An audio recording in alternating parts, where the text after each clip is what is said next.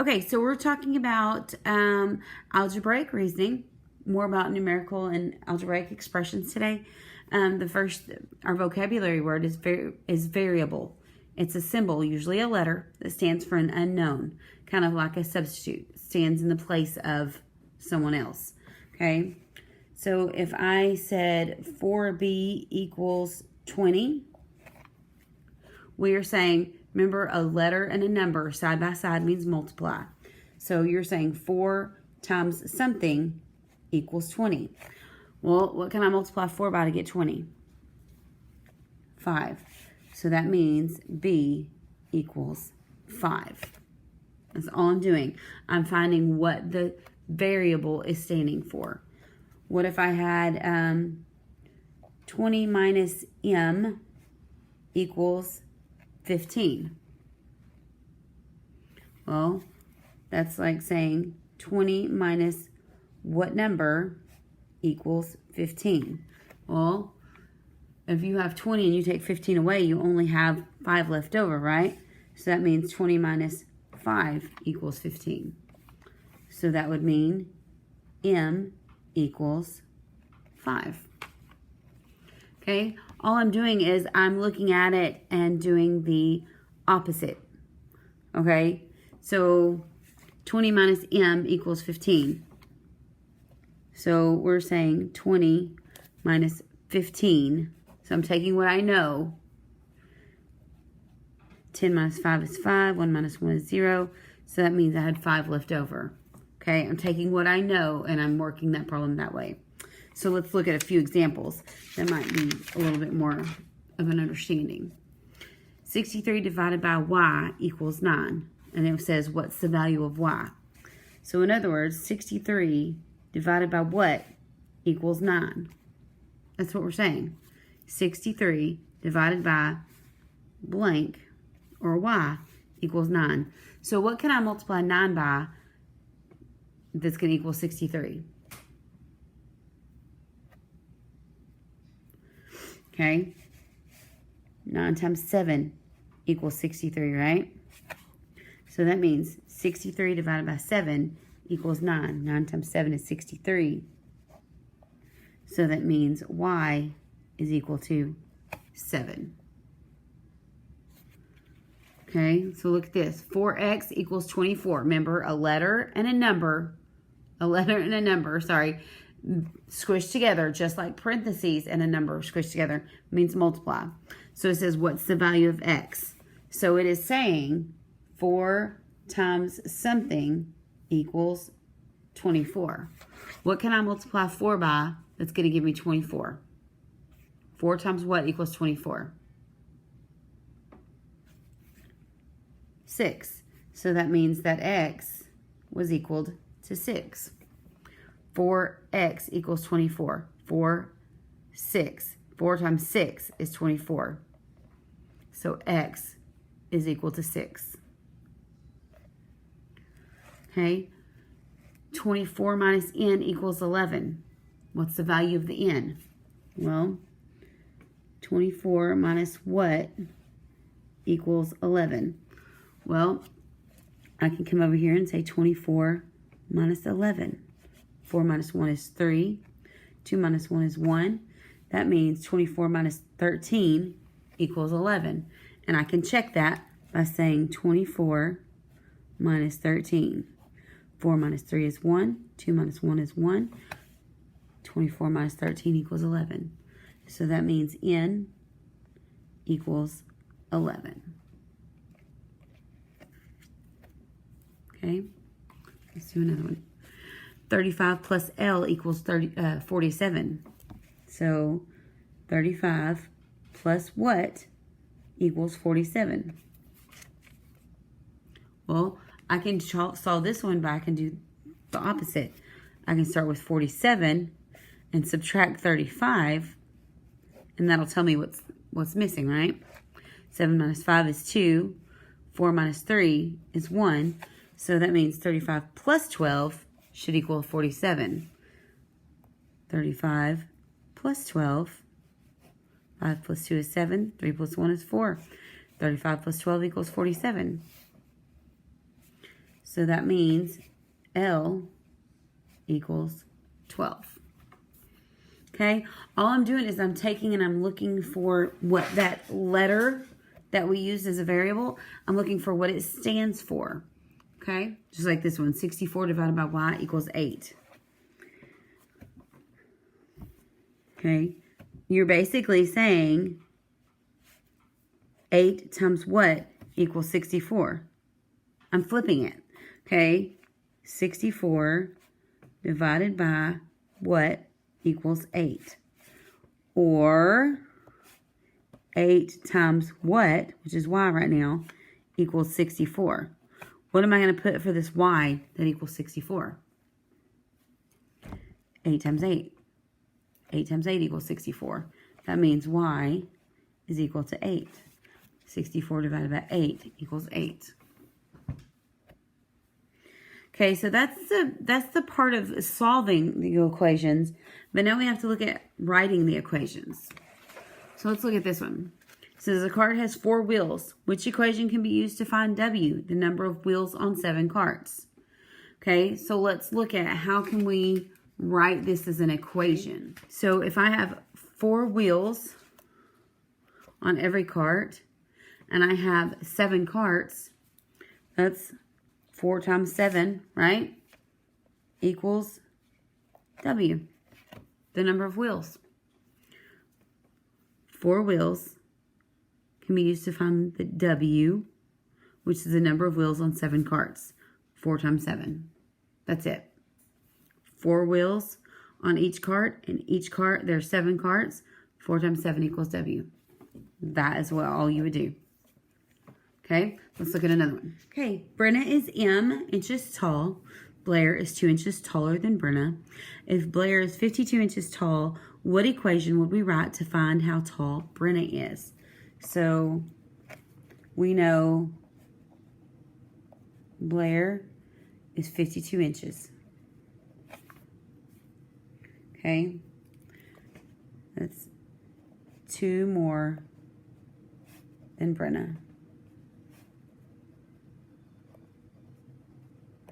And Brenna is M. We don't know what that is. All right. So which equation would you use to find how tall Brenna is? Okay.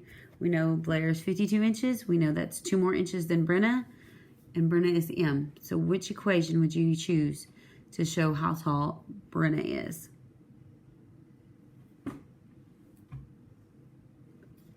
Okay. Hopefully you said B.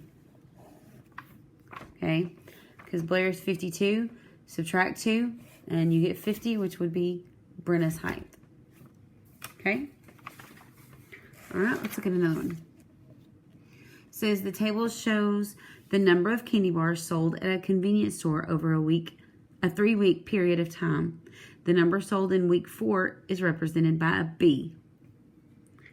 Okay, so you got week 1, there was 43 candy bars sold. Week 2, there was 15 candy bars sold. Week 3, 26 candy bars sold. And week 4 is the letter B, because that's the variable we don't know. The total number of candy bars sold was 116. Write an equation to represent the situation. So how would we put this into an equation? Okay. How would we write that as an equation?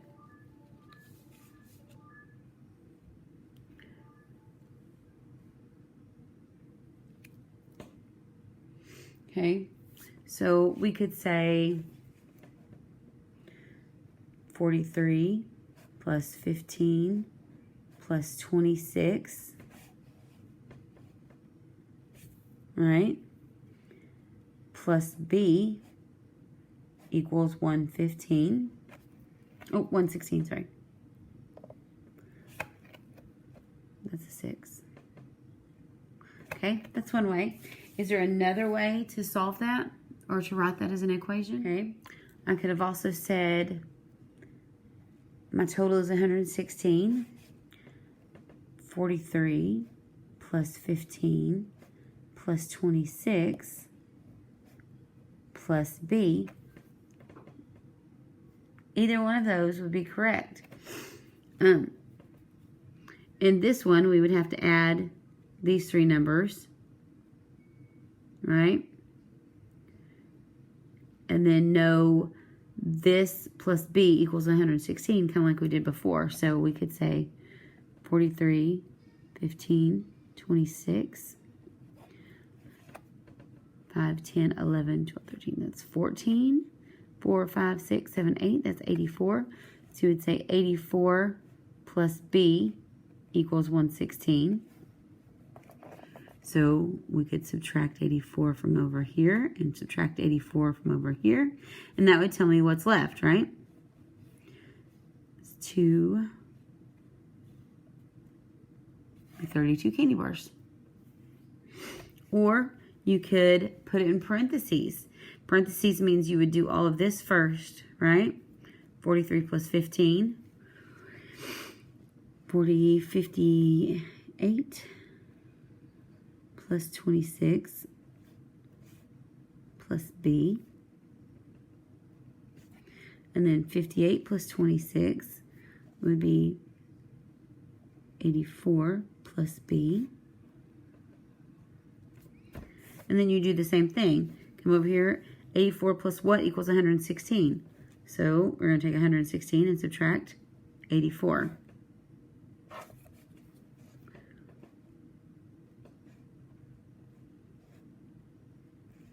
Oh. Still get 32. Okay? But you need to know that this equation and this equation are both correct. They're both the way you would write to solve that problem. We knew a total of 116.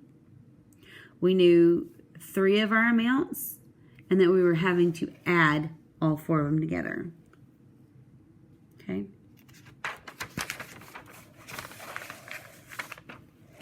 What if I asked you to solve for C? This is very much just order of operation. If you solved for C, what would you get?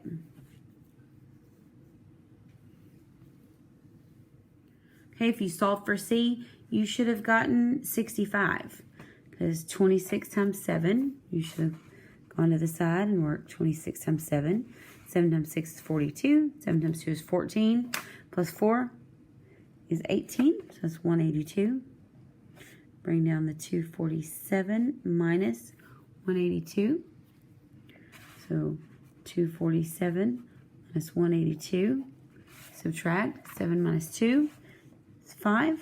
4 minus 8 would give you a negative number, so we have to borrow. 14 minus 8 is 6, and 1 minus 1 is 0. So that means 65. So C equals 65. Okay. Same thing. If I'm solving for this one, if I'm solving for B, I'm still doing order of operations. It's 42 times 7. So come to the side, do 42 times 7. 7 times 2 is 14. 7 times 4 is 28. Plus 1 is 29. So that's 294. Plus 6 equals B. So we're going to add 6 to this. 6 plus 4 is 10. 9 plus 1 is 10. 2 plus 1 is 3. So B equals 300. Okay. All right, let's look at this one. Caleb has 3 boxes of toy cars. Each box has 15 cars. Sorry. On Saturday, Caleb's friend borrowed some of his cars, after which he had 32 cars left. Write an equation that can be used to find C, the number of cars left. So let's look at an equation. Here's what I know. He has 3 boxes of toy cars. Each box has 15 cars. So if I was to write that, I would put 3 times 15, right? 3 boxes. Each box has 15. On Saturday, Caleb's friend borrowed some of his cars. Okay, some. We don't know. We're going to just use C for cars. He borrowed, so he's taking away, right? So minus C.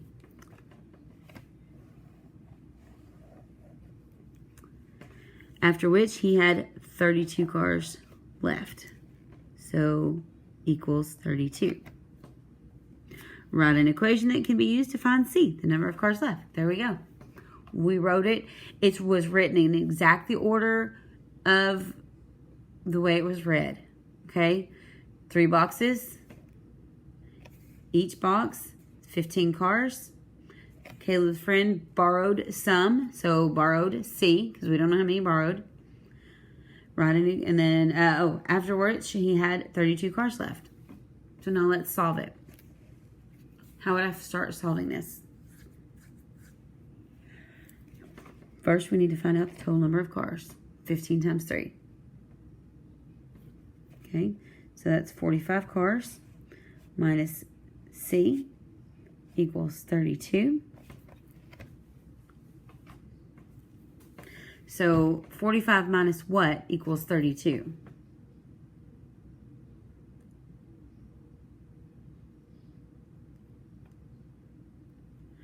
So you could come over and say 45 minus 32. 5 minus 2 is 3. 4 minus 3 is 1. So that means 45 minus 13 is going to equal 32. So that means C equals 13 cars. So the friend came over and borrowed 13 of his cars. Okay? So that's algebraic expressions. All I'm doing is I'm using the C to either stand for an answer or for a number that was used. Okay? We're going to be doing some more, but these word problems that are in today's Ed Puzzle, super important for you to know. Okay? Super important. Hope you pay attention to them. Okay, so let's do a little order of operation practice real quick. In this problem, what do the parentheses indicate here? What do the parentheses mean? Tell me, what would you do?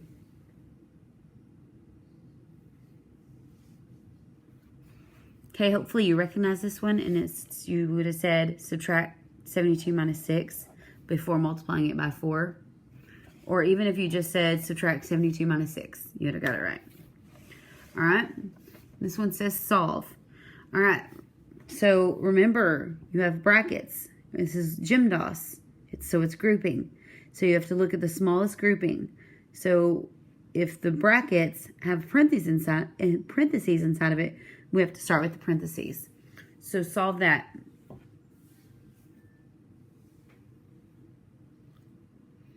Okay, so you should have said 6 plus 3 is 9. Brought down the bracket. 45 minus 9. Close the bracket. Times 27. 45 minus 9. You're just going to got 36.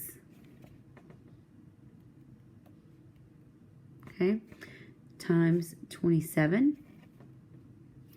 And then you come to the side, do 36 times 27.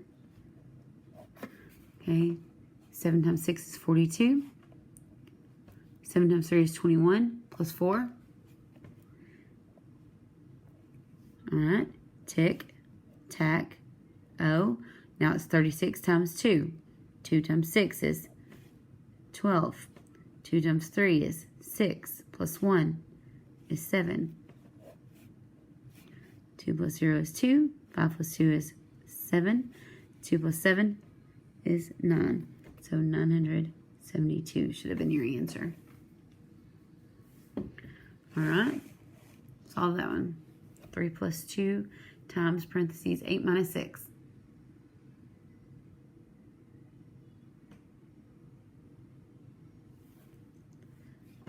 Okay, you should have started with 8 minus 6, parentheses first. If you have 8, you take 6 away. You have 2 left over. Bring down the 3 plus 2 times 2. So your new problem is 3 plus 2 times 2. There's no parentheses, no exponents.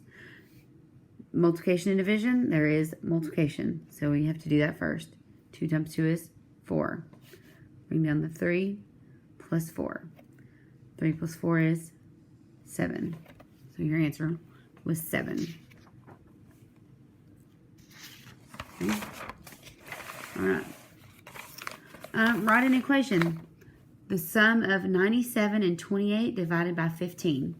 So think about the problems we wrote the other day when we wrote the numerical expressions. How would you write that as a numerical expression or equation? The sum of 97 and 28 divided by 5. Okay, do you need parentheses? Where would they go? What should be done first? The sum of 97 and 28 divided by 5.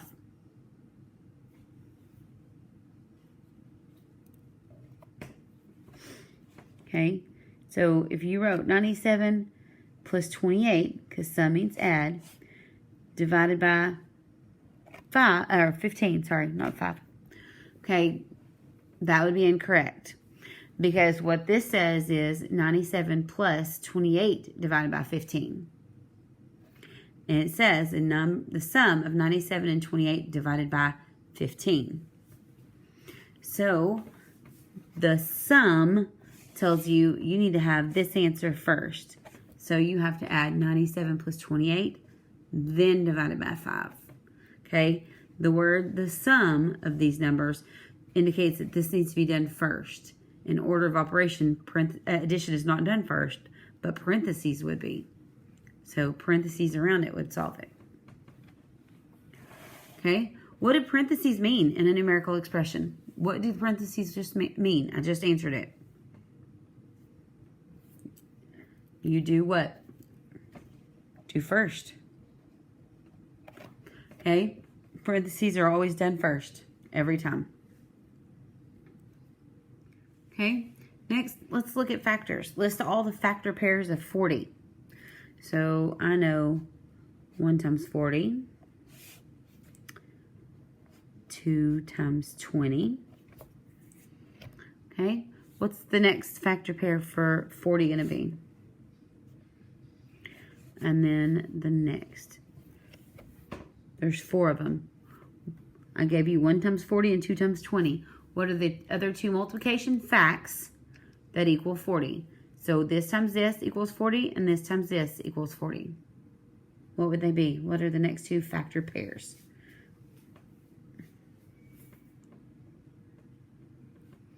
Okay, you could have said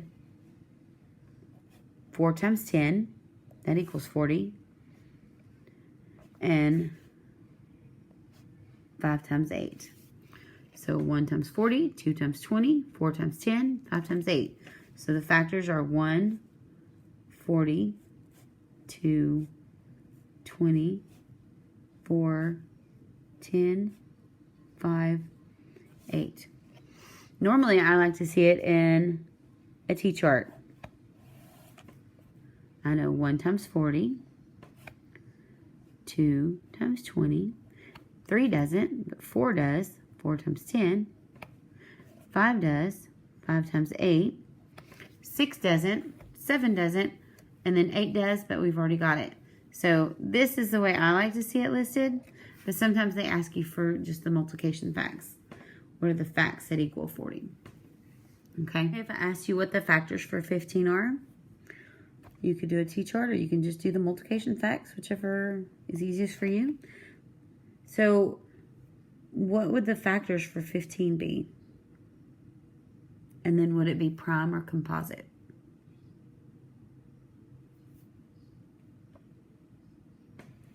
Okay, 1 times 15. 2 times a number doesn't equal 15.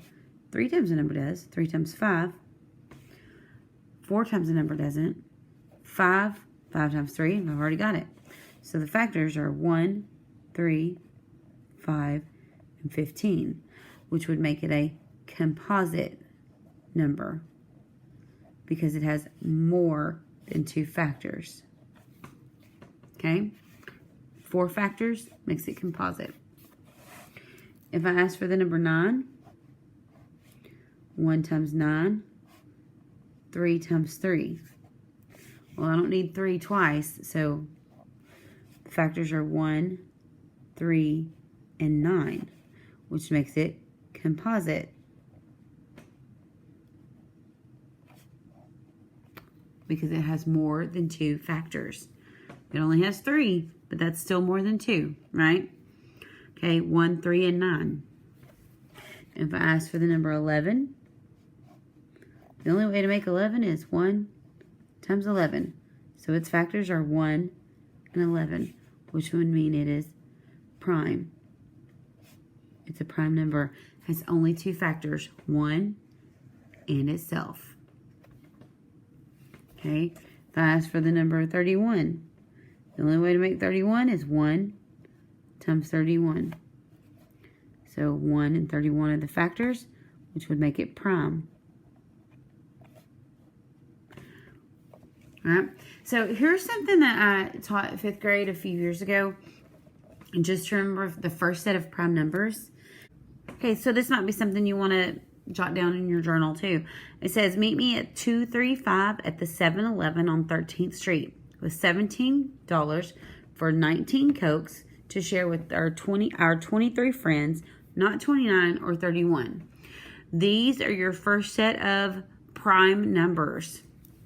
2, 3, 5. The number 2, the number 3, the number 5 are all prime. 7, 11 are prime. 13, 17, 19 are all prime. 23, 29, 31 are all prime. This is the first chunk of your prime numbers. So just a good little memory trick that I taught at 5th grade a few years ago. This is the story they came up with. If you want to come up with something different, be my guest. But these numbers have to be the same. You can't change the numbers. Meet me at 235 at the 7-Eleven on 13th Street with $17 for 19 Cokes to share with our 23 friends, not 29 or 31.